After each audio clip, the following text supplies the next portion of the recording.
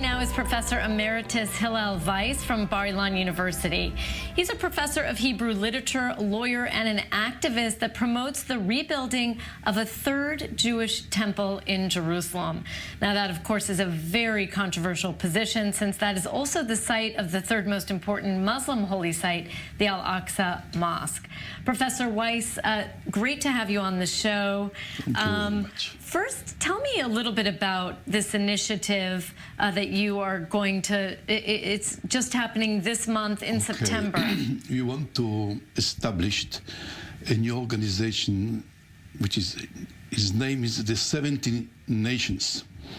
The 70 Nations come from the Bible, the story of the flood, that after the flood, all the humanity, all the sons of Noah have been scattered all over the world. They made a rebellion. They tried to build the Tower of Babylon.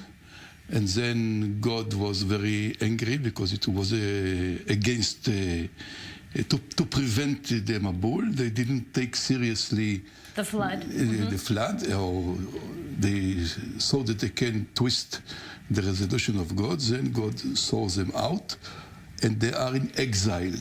You believe the nations will come and repent. We want to establish an international court according the laws of the Bible, but in a modern interpretation. There are a lot of bibliography on this idea, and a lot of material in the Bible itself.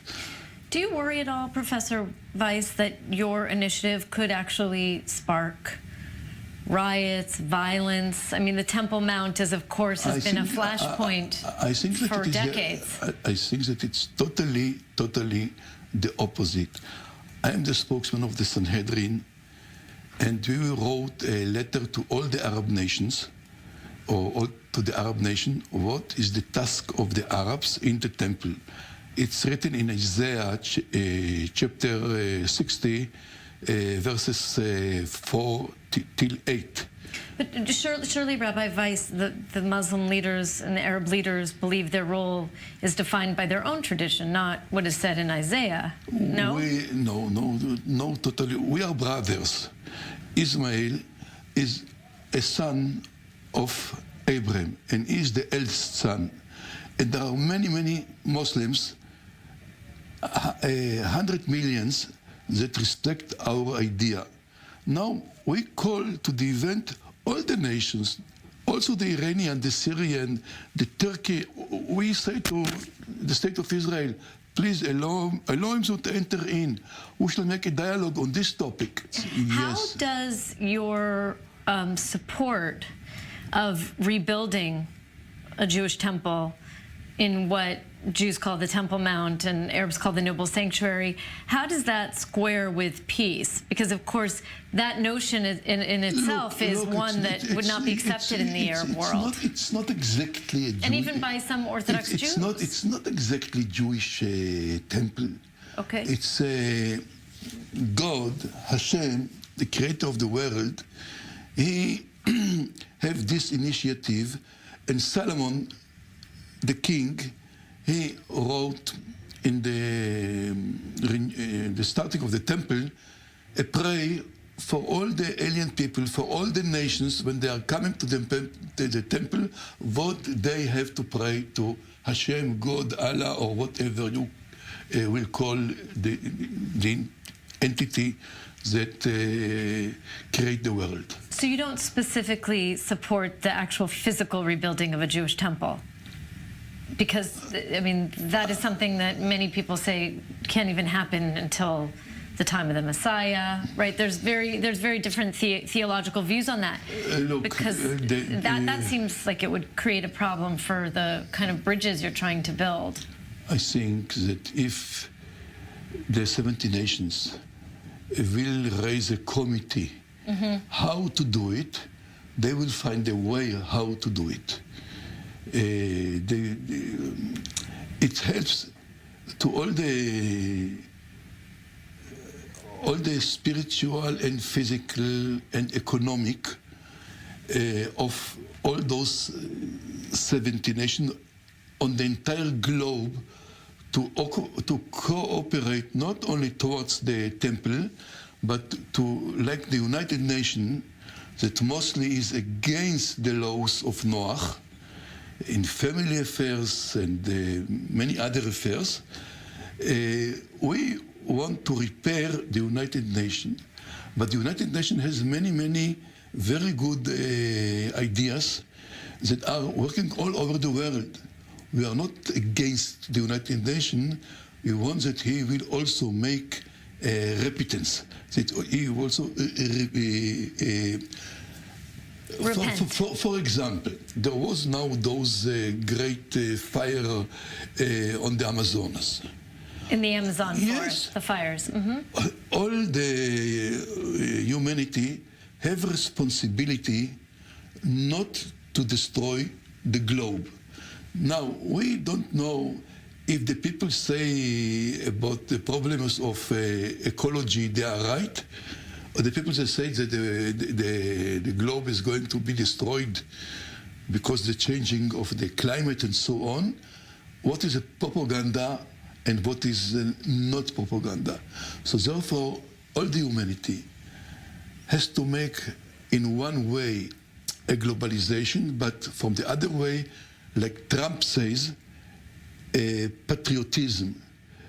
Brazil has the right on its country, on its state, but Brazil, like the United States, like Greenland, like Iceland, like any other place in the world, has responsibility that the ship will not be sunk in the water. So people has, from one side, to cooperate, but it's not communism, it's not total socialism and so on, but it's also not to make personal, egoistic economy. Do you think, Professor Weiss, it is a fair comparison, the one you're making between the Amazon, which is a natural forest that belongs wholly and without any doubt to Brazil, and a religious site here in Israel, in the Holy Land, in Jerusalem, which is extremely contested? It's all the same in Brazil. But why is it the same? Because in Brazil, they also imitate. If it was the same, Professor Weiss, we wouldn't have issues on the Temple Mount today, no? Look, in Brazil, Jews would be able to pray, Muslims would be able to pray. In Brazil, they imitate the temple. They build a temple in Brazil, but they know that it's not a temple. It's just an imitation. They want to come to Jerusalem, to work God in Jerusalem. But the international court has responsibility to the Amazons, to the whales, to the animals, to the trees, to everything. It's holy, it's the creation.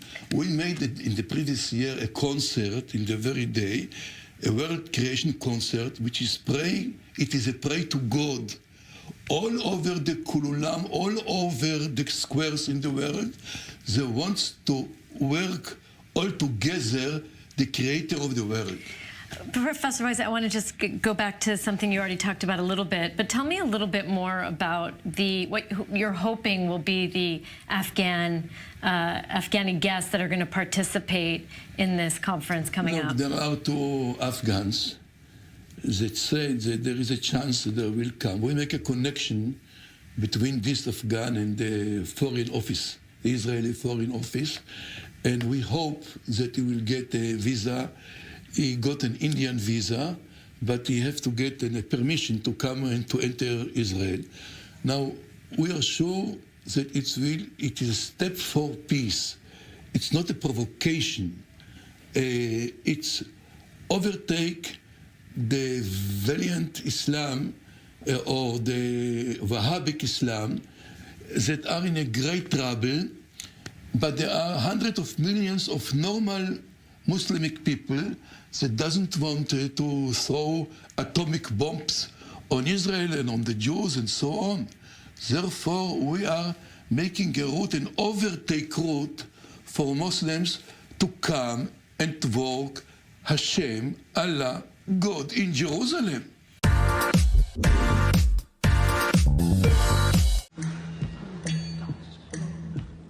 I have come here to chew bubblegum and kick ass. And I'm all out of bubblegum.